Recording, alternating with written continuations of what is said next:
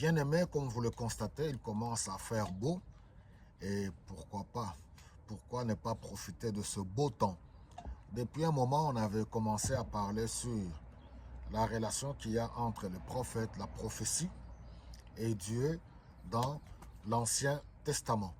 Alors, on avait dit que la prophétie avait deux éléments, la prédiction et la proclamation. Et puis, les deux thèmes, c'était le jugement et le salut. Et que les prophètes, c'est Dieu qui les appelait. C'était des porte-paroles de Dieu. Ils avaient une seule exigence, d'obéir conformément à la parole de Dieu.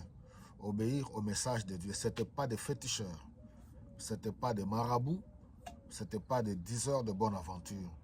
C'était des porte-paroles de Dieu. Ce n'était pas des devins guérisseurs. Non. C'était des porte-paroles de Dieu. Alors, cette partie, je vais la consacrer à une petite étude. Ce n'est pas une exhortation.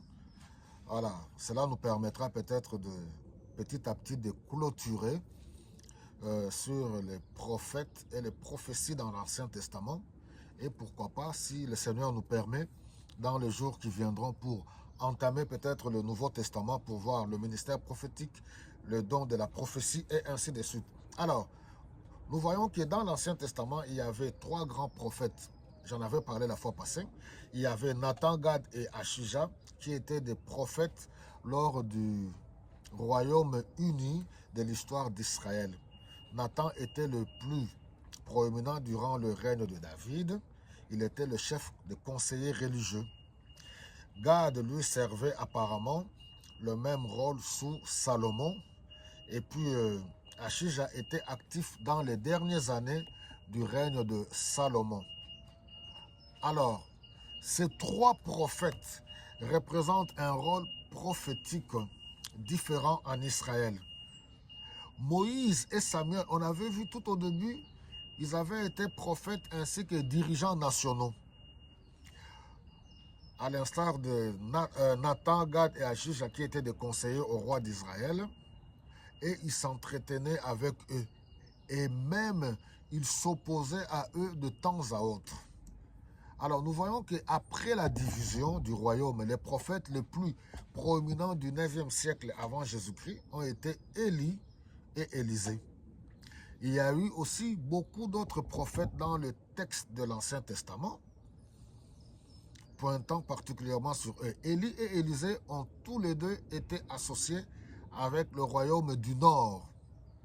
Leur ministère paraissait avoir été antagoniste à l'administration royale du pays. Un problème majeur était l'idolâtrie soutenue par l'État. Élie et Élisée furent un combat spirituel contre l'apostasie qui caractérisait le royaume d'Israël. Alors, les prophètes classiques ont commencé un ministère en Israël durant le 8e siècle avant Jésus-Christ. Les prophètes classiques sont les 16 prophètes dans l'Ancien Testament qui ont des livres spécifiquement prophétiques à leur crédit. C'est pourquoi ils sont référés comme prophètes écrivains. Les prophètes classiques seront le centre. C'est eux, les prophètes classiques sont communément identifiés de trois manières différentes, prophétiquement, chronologiquement et géographiquement. Alors, nous allons voir. Nous avons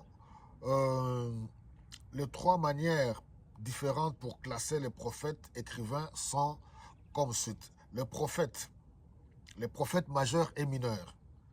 Nous avons les prophètes majeurs sont Ésaïe, Jérémie, Ézéchiel et Daniel.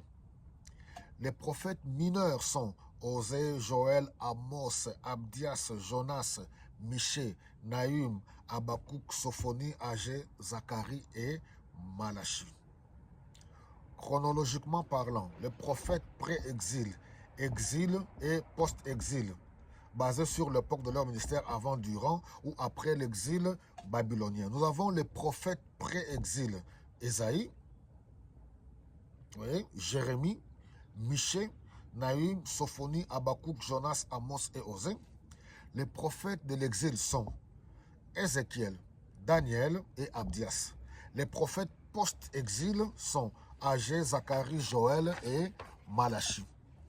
Alors, quant aux prophètes du royaume du nord et les prophètes du royaume du sud, quand il y a eu déjà division, du côté du prophète du royaume du nord, nous avons Jonas, Amos et Osée. Les prophètes du royaume du sud sont Ésaïe, Jérémie, Ézéchiel, Daniel, Michel, Nahum, Sophonie, Habakkuk, Abdias, Agé, Zacharie, Joël et Malachi. Voilà, j'ai tenu quand même à lire parce que je trouvais que c'était important pour ceux qui sont intéressés de comprendre le contexte des prophètes dans l'Ancien Testament. Dieu voulant, je pourrais encore une fois de plus y revenir là-dessus pour plus de compréhension pour ceux qui sont intéressés par rapport aux prophètes, prophéties, leur relation avec Dieu dans l'Ancien Testament.